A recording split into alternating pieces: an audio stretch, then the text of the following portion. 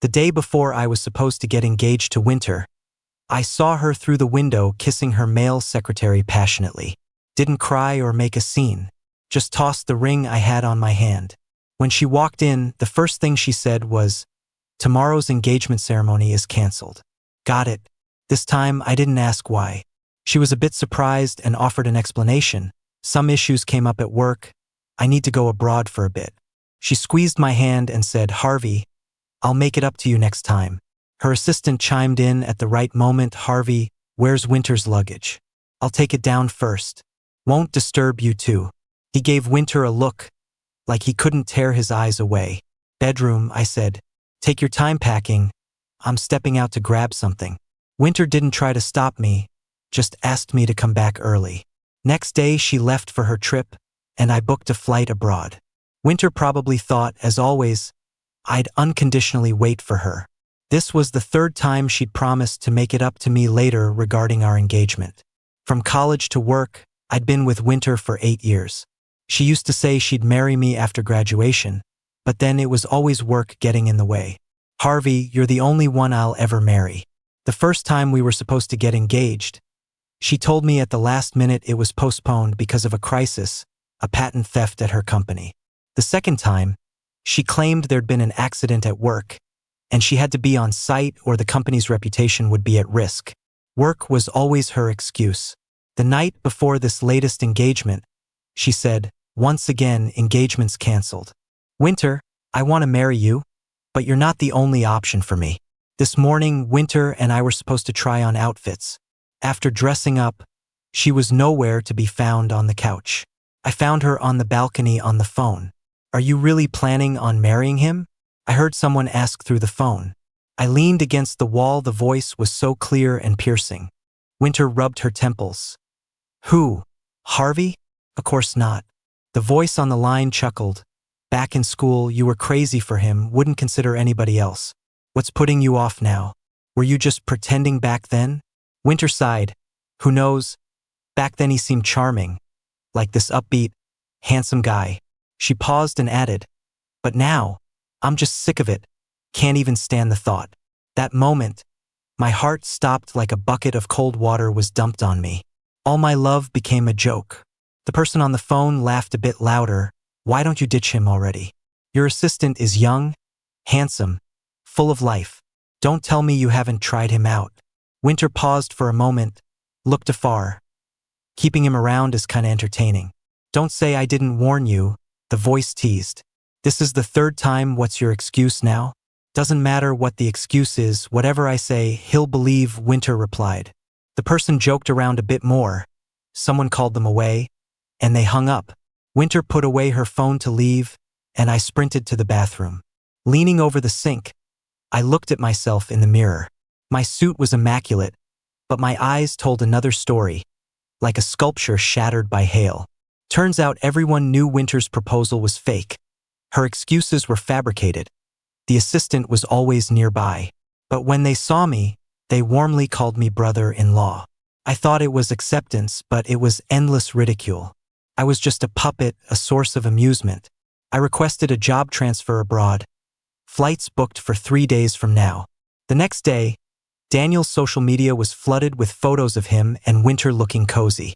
They kissed by the beach, watched the night view by the Ferris wheel, freely shopped at luxury stores. Winter's social media remained consistent with her excuses, making it seem like all work-related. Daniel left an unimpressed emoji under her posts. Others thought Winter was just working hard with her assistant. Little did they know it was this young guy upset that the woman by his side wouldn't share him on social media like he did her. Daniel, a freshly graduated student, just wanted the world to know about their love. That's why he added me online long ago. Never hid any posts from me, added a vibe of showing off. Many people, even Winter's close girlfriends, commented teasingly. "Winter's having fun with the new guy. Huh? Ah, youth is delightful." I went straight to the comments and typed, "A perfect match. The scenery's beautiful, the people are lovely. Tell Winter to take care of herself." The lively commenting turned silent, like fire doused with water. A moment later, Winter commented, "The youngster's just excited, taking lots of pictures." Winter called me, but I didn't answer. She texted, Daniel just tried to blend in with local culture. Learned some foreign etiquette, your comment was harsh. Young guy just worried you'd be upset. Can't sleep well now. Couldn't help but chuckle. If the assistant's upset, nothing a little coaxing from the boss can't fix. The handsome guy in Winter's arms should be just fine. If I'm guessing right, Daniel's currently with Winter. Much like the other night after I left, he was in her arms, holding her waist, whispering, did I do something wrong? Made Harvey upset? Winter gently wiped his tears, picked him up on the clear cameras. In the house I prepared, they spent the night tangled. This seemed to annoy Winter. She called again. I answered, and she immediately started lecturing me. Harvey, being mean does nothing but make a man seem ugly and loathsome. Loathsome? She used the word so perfectly, to remind me just how deeply she detested me. But Winter, you're the one who disgusts me. Daniel is merely a naive young guy, not like you, older and cunning. I asked her, Winter, did I say anything wrong? Winter's voice came to a sudden stop. My words were ambiguous. Reminding an assistant to watch out for their boss's health is totally normal, only a guilty conscience reads into it. That's what sets the impatient off first.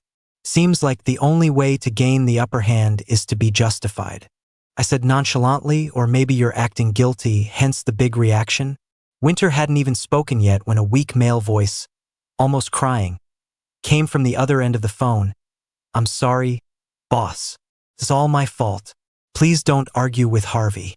I'll delete my posts right now and never post them again. Winter snapped, slick talker.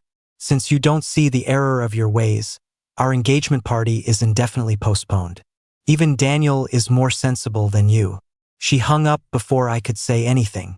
My grip on my phone was tight, turning my fingertips white. Winter spoke with confidence. Every time we fought, I would be the first to back down and seek peace. I felt sorry for her hard work and didn't want her to return home to more trouble. In her mind, once she finished her so-called work trip, she'd just need to give me a cold look, and I'd pamper her. I'd even make a table full of delicious food to please her. Her friends would say I couldn't live without her.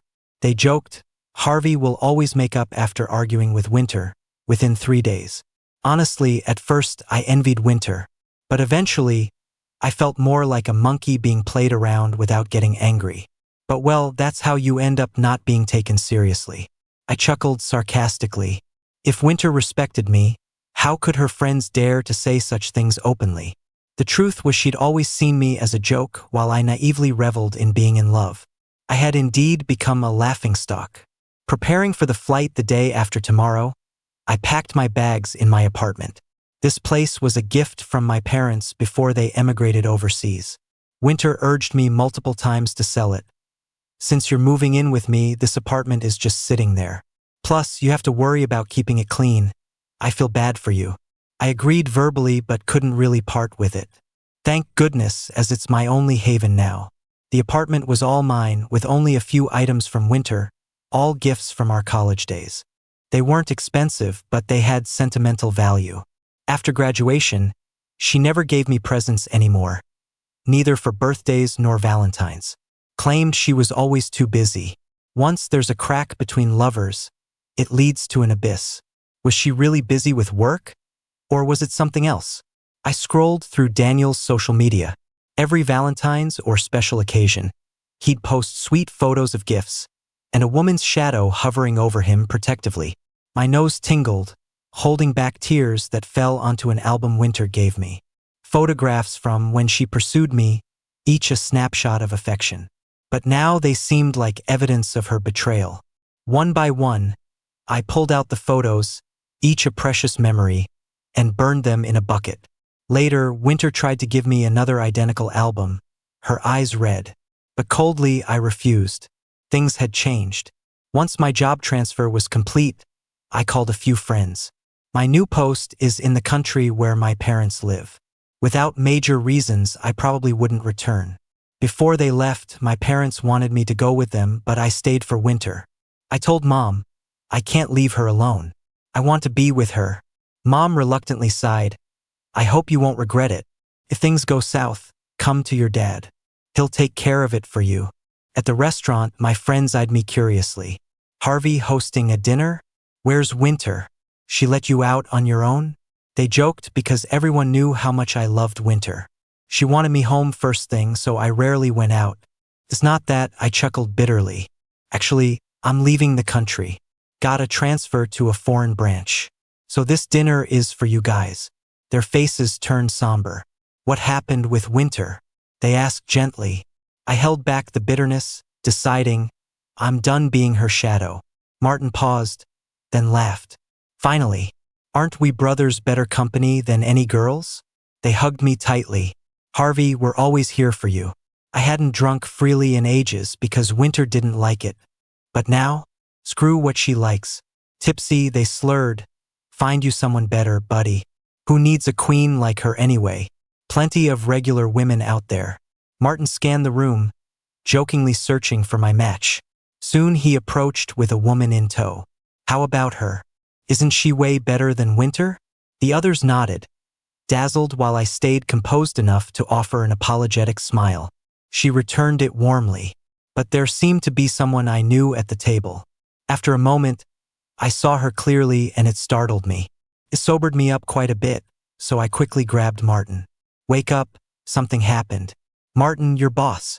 Martin was clearly drunk. My boss, well, that's even better. She's got the looks, the money, and the figure. Enough for our Harvey. I quickly pushed Martin onto the chair, but he stubbornly stood up again. Pointing at his boss, he exclaimed, Phone, get it out. Quick, add her contact. Martin took my phone and added her contact himself. Will he regret this when he's sober?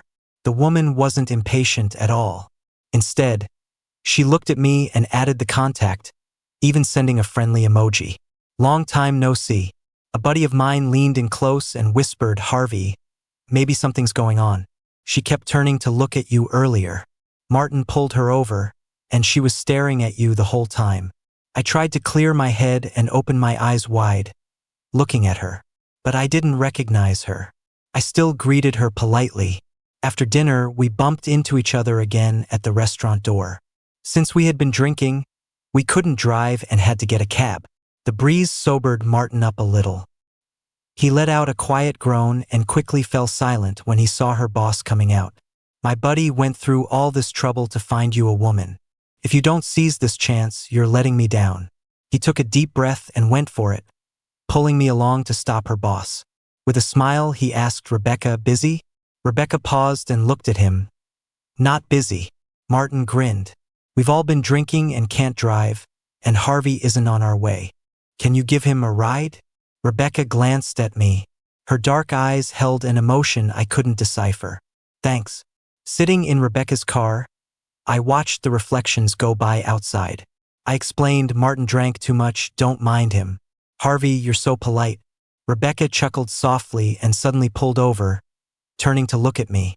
I was puzzled. Harvey, don't you remember me? I looked at her blankly, thinking maybe we'd had some business interaction that I forgot. I awkwardly laughed. How could I forget you, Rebecca? You're famous, after all. Rebecca's face grew darker as she looked at me, her gaze getting closer, her scent and breath unmistakable. I felt uncomfortable and tried to pull back, but she grabbed my wrist. Then who am I? I froze. She asked again, what's my famous name? Her insistence made me give in. I'm sorry, She scoffed, Rebecca, but I felt the warmth from her hand linger on my wrist. I instinctively pulled back. She sat up straight and restarted the car. Don't forget again. Honestly, even when she told me, I still couldn't remember who she was. But the lingering warmth on my wrist wouldn't fade. The alcohol was dulling my self-control. From the passenger seat, her sharp features appeared even more distinct. Memories, like a mixed-up program, magnified painful moments. Winter and her male assistant tangled in our marital home photos from abroad. The car stopped downstairs at my apartment. We're here. I moved closer to her, my breath brushing her face. Wanna come up for a bit? Rebecca grabbed my wrist, stopping me. Leaning closer, her dark eyes locked onto me. I could see her trembling pupils. How would I come up? Her low voice whispered in my ear, laden with demanding pressure. My heart skipped, and I momentarily regained clarity. Never mind. Adults don't need to spell things out. I pulled back my hand, just about to thank her for the ride. But before I could, she silenced me with a surprise kiss, her hand behind my head intensifying it, strong and urgent. My consciousness began to blur. Before I ran out of breath, she released me, whispering against my lips, "You were the one who provoked me first." Rebecca found my apartment with precision, opening the door, eager for another kiss in the entryway. She tugged at my clothes, pinning me to the living room couch.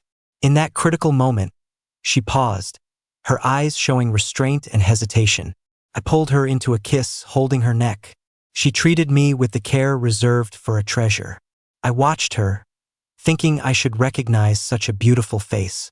The phone kept ringing outside, unanswered. I had a flight to catch the next day.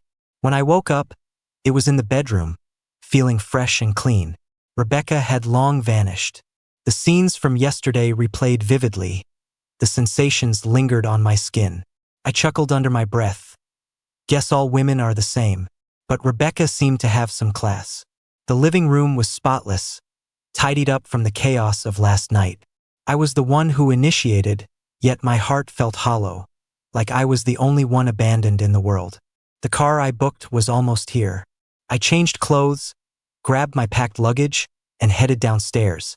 Rent was just perfect as the driver pulled up. Goodbye to this city where I spent my entire youth. Sitting in the car, the scenery outside zoomed past until it disappeared, like everything that had happened before. Some move forward, others stay stuck in place. For a long time, I dwelled on Winter's care when we were in college. How she bought me medicine on a rainy day and dropped it at my dorm, traveled miles to spend New Year's Eve with me at my volunteer site. I was also infatuated with her confession, that beach proposal, her trembling hand, her tearful eyes. I thought it was her deepest declaration of love, a vow for life. But people don't just stay put forever. I took out my phone and deleted Winter and Rebecca's contacts. Our brief encounter was both an act of revenge and a bit of self-indulgence. About 2 weeks later, a call came from an unfamiliar number back home. "Harvey, where are you?" Recognizing Winter's voice surprised me. From what I know of her, she was angry but keeping her composure. "You should have seen what's on the table. Wishing you and Mr. Daniel happiness. Don't call me again. Did you lose your mind? Harvey, work exhausts me. I don't have time to constantly appease you. Daniel overlooked your past offenses, yet you keep pushing." I frowned. "Winter, you can read, can't you?" I left the engagement ring in the envelope we broke up. I heard a long sigh on the other end, sounding tired. "Harvey, I've given you a way out. Don't test my patience. After this call, I won't reach out again." I chuckled bitterly. Did she always see me as so lowly? Like I should be grateful and take whatever step down she provides? "So you..." I hung up before she could finish. Soon after, I got a message. "It's fine if you want to go out for a couple of days. Just stay safe, but Harvey, you need to tell me where you are. Be good, don't make me worry." Disgusting. I blocked that number too. Hadn't it been for this number being tied to contacts with friends and work colleagues, I would have canceled it the day I left the country. A few days later, a friend back home suddenly called, saying Winter was frantically looking for me. "She's gone mad, calling everyone you've ever had contact with." I found it amusing. If she just asked at my workplace, she'd know I went abroad. But she didn't even know where I worked. To her, my job was insignificant and unimportant. Besides, only a few select friends knew about my move abroad. I told him, just ignore her. Then Winter's friend Mandy called me, sounding urgent. "Harvey, Winter had an accident. Serious. She's in the hospital. You need to come." I instinctively felt a knot in my stomach. Go find her, fling. I've broken up with Winter, her matters don't concern me. I loved Winter and respected her friends. I'd been genuine to them, yet they tricked me, laughed behind my back, and played me. The person on the other end hesitated. A nervous tone crept in. "Harvey, I was just kidding. You once treated Winter like she was your world, and I know you're still upset. Why not use this as a chance to mend things?" Her words seemed entitled, as if allowing me this opportunity deserved my gratitude. Mandy, I replied calmly. The engagement was her way of lashing out for Daniel. It's over between us, I've moved on. Impossible. She suddenly shouted, everyone knows you're her puppy, or not, realizing her slip. Harvey, I didn't mean that. I chuckled, indifferently filling in her unspoken words. Everyone knows I was Winter's lapdog, so she shamelessly cheated, and you all played along with it, thinking I was oblivious? A loud crashing noise erupted over the line, like something shattered. Fine. Be like that. Better never come back. That was Winter's voice. Mandy tried calming her. Winter, don't be rash. Harvey's just moody now. Hasn't he always reconciled with you? No matter how upset he was? Tell him if he's not back tomorrow, then never to return. I can forgive his whims once, maybe even twice, but beyond that is crossing the line. Winter, don't get upset. Harvey just wants you to care more. I laughed. Do you understand what I'm saying? I informed Mandy with a dose of reality. If you have nothing better to do, check my social media. There, I posted a picture with a tall, striking blue-eyed blonde colleague. While she looked standoffish, her personality was cheerful. Harvey wouldn't dare. Winter saw the photo and glowered as though ready to rain fury. Daniel tried consoling her, but she jerked away. Then, realizing something, she softened her tone. It's late. Go get some rest. Winter's mind replayed the vibrant smiles from that photo. Harvey, you've got nerve. Don't you ever think of yielding to me. She instructed Mandy to process her discharge. Winter, you're still hurt. I won't die. She had indeed been in an accident but exaggerated its severity. Winter changed into her clothes. Harvey, you'll rue treating me this way. She had my card canceled immediately. In her mind, my job was trivial, incapable of earning much, a mere distraction. She'd given me an unlimited card, free to use. Without me, can you still enjoy life? If she had bothered to look at the ring and letter I left behind, she'd see the card remained untouched, buried neatly beneath. Since moving abroad, my parents were the happiest. Our family was finally reunited, but their kindness initially filled me with guilt. How could I once prioritize a woman over the parents who raised me for over 20 years? I stuck to a routine at work and unexpectedly ran into the first familiar face abroad, Rebecca. She ended up being one of our clients. In the office, she kept things strictly professional, as though she never knew me. Fine, I focused on getting the job done. After wrapping up discussions, I saw them out. Take care, Rebecca. Rebecca hung back a few steps behind. Suddenly, she laughed inexplicably. But there was no kindness in that smile. Rebecca, she looked at me, reached out to close the door, and slowly edged closer. Harvey ate and ran, didn't he? She leaned in close, her warm breath brushing against my neck. Back then, you called me Avi. You. She was clearly hinting at something then. Memories suddenly flooded back. She looked right into my eyes. Why did you block me? Her voice sounded a bit fragile, hurt yet stubborn. Why? Thinking back to that day she quietly left. I said, to remove any worries for Rebecca, so she wouldn't think I was clinging on and causing trouble for you. Her intense gaze softened, and she whispered, you were never my trouble. Harvey, I waited so long for you, how could I? I chuckled. Rebecca ran faster than a rabbit that day. Who ran?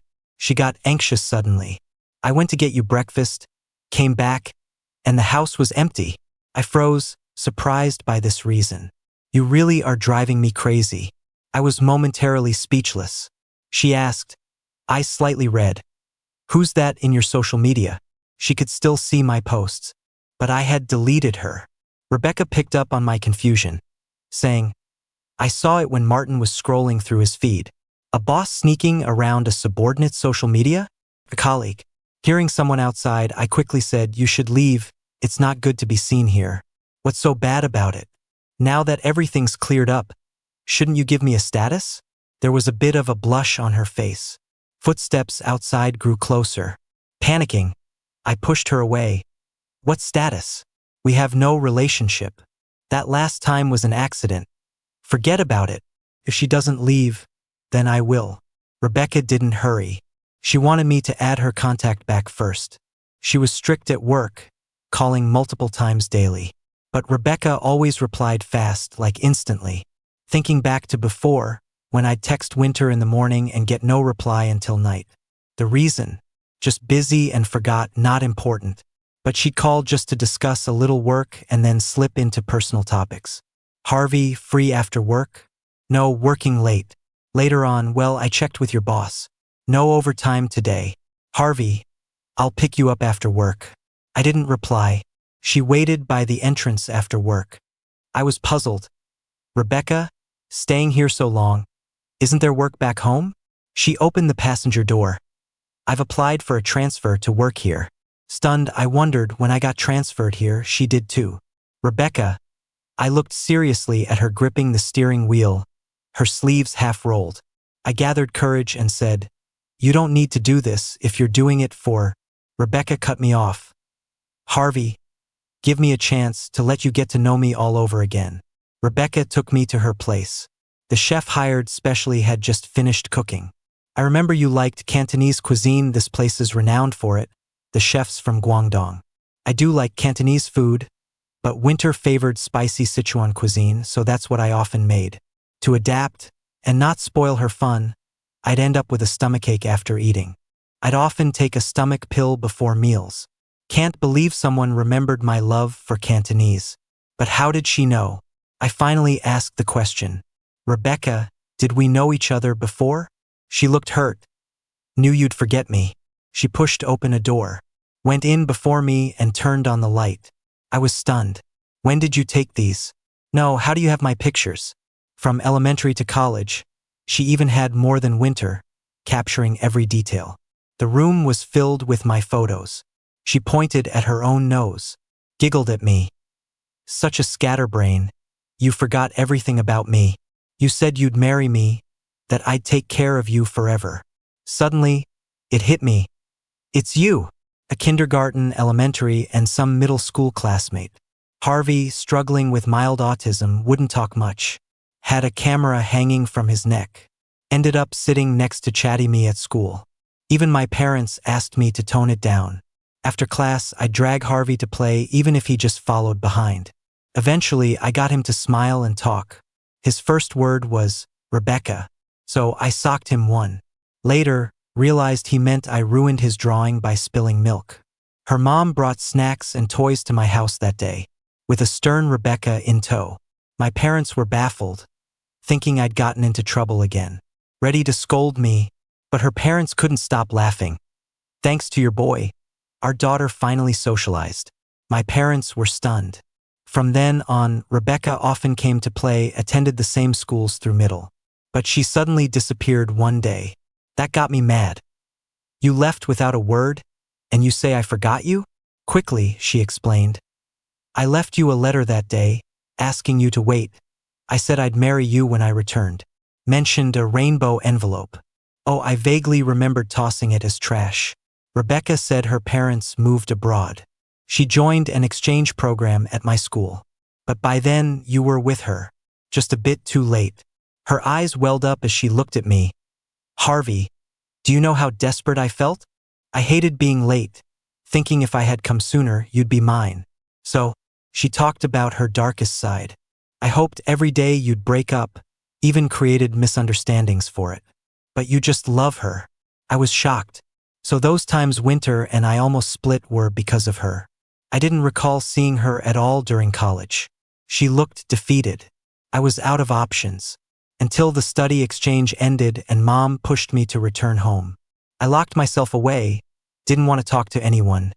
She shared. My mom got a therapist. News from back home said you're happy.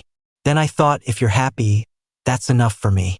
Watching you from afar satisfied me. However, she's not good to you, Harvey. She glanced at me cautiously. I'm not bad. It's because she's not good to you that I stepped in to steal you away. Her cautious, probing look made me uneasy. I cupped her face. Rebecca, thank you. While she caused misunderstandings between Winter and me, this time, it was Winter who betrayed us. Thank you for thinking of me all these years. Will you give me a chance? she asked. I gently kissed her trembling lips. Rebecca's warm breath surrounded my ear. Harvey, this time, only think of me, she murmured with tender care, softly calling my name. I was overwhelmed, feeling only heat. As it ended, she whispered in my arms, Harvey, you're mine. You can't leave me for the rest of our lives. Winter's patience had run out. I didn't show up even on her birthday, signaling no apology. The things I left on the table remained untouched after a glance from her. But this time, she noticed the card she had frozen. She sat on the sofa, smoking one lady's cigarette after another, surrounded by tipsy bottles. Then the doorbell rang. Her dull eyes suddenly lit up, and she rushed to open the door. You're finally home? Regretting it? Winter. A male voice, sounding a bit hurt, caught her off guard. Daniel? Why you? Daniel's expression turned tense, but he quickly composed himself. You haven't contacted me or answered my calls. I was worried. Winter lowered her head, gave a bitter smile. Even you worry about me, but he? Such a heartless. Winter, what happened? Daniel's hand touched her face, his stubble making her look particularly haggard. She avoided his hand, turned inside. I'm fine, just leave. You're waiting for Harvey, right? He won't come back. He even transferred his job abroad, Daniel said, feeling hurt. What did you just say? Winter snapped around to face him. Her intense gaze scared him a bit. His job moved overseas and he already has a girlfriend. How do you know? She asked seriously. It was on Harvey's social media. Mandy knows too. Winter hurled the bottle she held, smashing it violently into pieces. The broken glass rebounded, grazing her skin and slicing a cut on Daniel's neck. Daniel, startled, hugged her tightly. Winter, please don't act like this. It scares me. She had Daniel pull up social media for her. After looking for a while, her angry demeanor loosened. No, I've seen him in love before. This woman's not his girlfriend. Mandy showed me this photo before, but I was too upset then, thinking Harvey was throwing a tantrum, waiting for me to comfort him. I didn't look closely. Now she chuckled. Got someone to pose and posted it, huh? Just waiting for me to search for you? Fine, I'll personally give you that chance. It was easy for Winter to find my work address. My colleague called me for a heads up. He said a woman came by asking about me. From his description, I knew it was Winter but brushed it off. After hanging up, I was going back to sleep when Rebecca's arm wrapped around my neck, pulling herself close. Her voice was low and husky by my ear. You still care about her. I was drowsy and didn't want to talk, but she pushed for an answer, snuggling even closer. If she comes for you, will you go with her? Her probing hand snapped me awake. I grabbed it. What do you think? I don't know. I sighed, pinching her ear. Rebecca, what are we doing right now? She looked at me intensely, whispered 2 words in my ear. Embarrassed, I pushed her away. So now you still think I'd leave with her? She didn't speak, just looked at me. The answer was clear. My patience gone, I tossed aside the covers, got dressed and left. Dragging on a struggle when feelings weren't aligned was exhausting. I didn't want to waste time when perspectives differed. I tried pampering someone once. It was too tiring. If that's what you think, then maybe that's how it'll end up. But I have work, so I'm leaving now. Let's not meet again. Prized her hand off mine, left without looking back. I thought that would put a stop to it. Didn't expect to find Rebecca still there waiting after I finished work. Fearing I'd leave, she ran over as soon as she saw me. Harvey, I came to pick you up. Rebecca, I've made things clear. No need to go out of your way to please me. She took my bag, pulling me toward the car. Harvey, it's not that we parted ways. We just haven't clarified things. Doesn't mean we're indifferent. Standing beside the car door, she gazed at me. Sorry, Harvey. I hesitated this morning. She spoke earnestly. I've thought it through. No matter what your choice, I won't give up. If you choose her, I'll just win you back again. It's not hesitation. It's fear.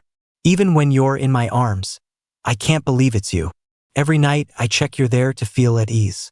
When Rebecca came back as an exchange student and found out Harvey and Winter were solid, and he was happy, she tried to let go. Loving someone means wanting to see them happy.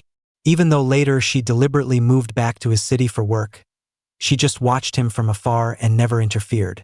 Every time she saw him smile brightly at her, it was like a stab in her heart. When she found out their relationship hit a rough patch, she couldn't suppress her emotions any longer.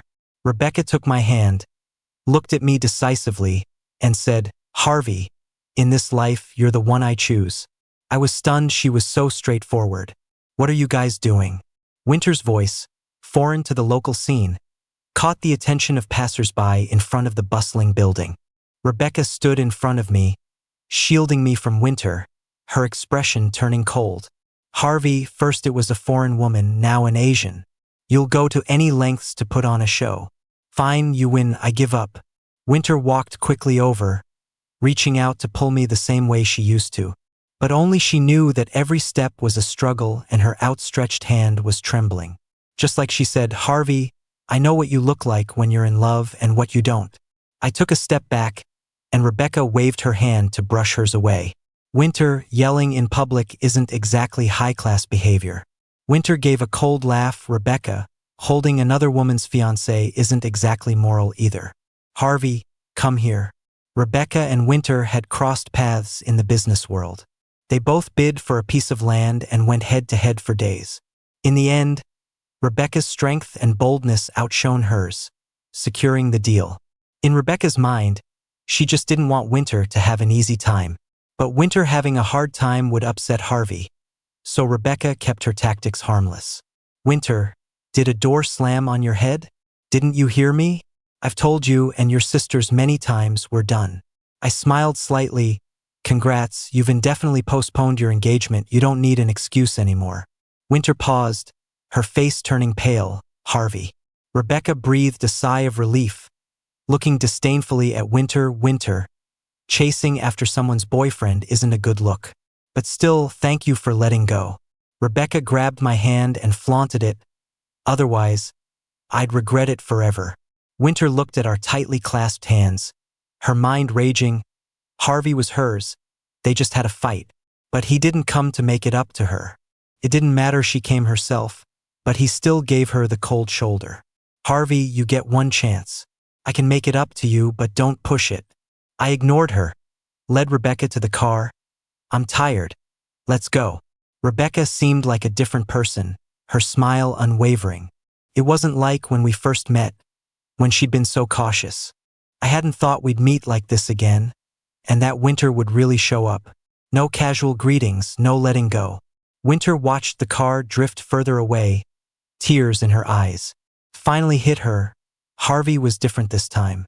He wasn't the obsessed Harvey anymore, ready to leap at a signal. Before Winter left the country, Mandy had warned her. "Winter, Harvey isn't joking this time, and he's not just upset. He seems serious." Winter downed her drink. "No way, Harvey can't get away from me." Mandy hesitated. "Honestly, you went too far before. Harvey's sensitive. Even if he didn't show it, he's always understood your changes. But he loved you, so he tolerated it. Winter, it's not that he can't leave you, it's that you can't leave him. He's a part of your life everywhere.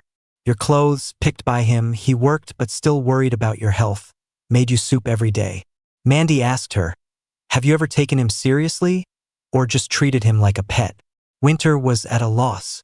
"People have feelings," Mandy noted, then patted her shoulder and left. Yet Winter remained confident when she returned. She had come to apologize in person. His anger should have gone by now. At worst, she'd promised to care more about him. But she forgot. No one would wait for her. Winter thought it over. Harvey's anger was really because she canceled the engagement ceremony. He left because he felt her apology wasn't genuine. So she decided she'd agree to marry him. Mandy rented a venue near Harvey's work to propose. Harvey wanted to marry her. This time he'd be satisfied. She tricked Harvey into coming. Pink balloons and champagne roses lined the aisle, with a beautiful woman holding a bouquet at the end. Everyone cheered and urged, "Say yes, say yes." Seeing Winter, I turned and walked. She rushed and grabbed me. "Harvey, I'm sorry." Winter knelt. "I hadn't considered your feelings before, but now I want to make it right." Her eyes were full of tender affection toward me. How ironic. I gave a forced laugh. Winter, so you do have time after all. I was wrong before. From now on, I'll make time for you. I'm outta here. But now, seeing you on your knees just makes me sick. She was about to say something when Rebecca came over and slapped her right across the face. I warned you not to come looking for him again. Winter kept a cool face, grabbing her collar. Back off, Rebecca. My business with my fiancé is none of your concern. Let go, Winter. Winter looked shocked at me. She hit me first, Harvey. Winter, you really think I'm gonna side with her over you? You're my ex who cheated on me. Both of them stared at me, stunned. I kept my eyes on Winter. Haven't you heard? The best exes should feel like they're dead, especially ones like you. Winter gave a little laugh. Harvey, you'll say anything to protect her. Huh? You should worry about me. You think she really cares about you? Does she know everything about us? The years you spent doing my laundry, cooking for me, being with me every night. A loud smack interrupted her when I slapped her across the face. Winter, I regret ever meeting you. My hands were shaking with anger. Rebecca glared coldly at Winter. My only regret is not finding him sooner to take him away from you. Calm down. I stepped out of Rebecca's embrace. When I say you're disgusting, Winter, I mean it. I pulled out a recording of her phone call. Who knew?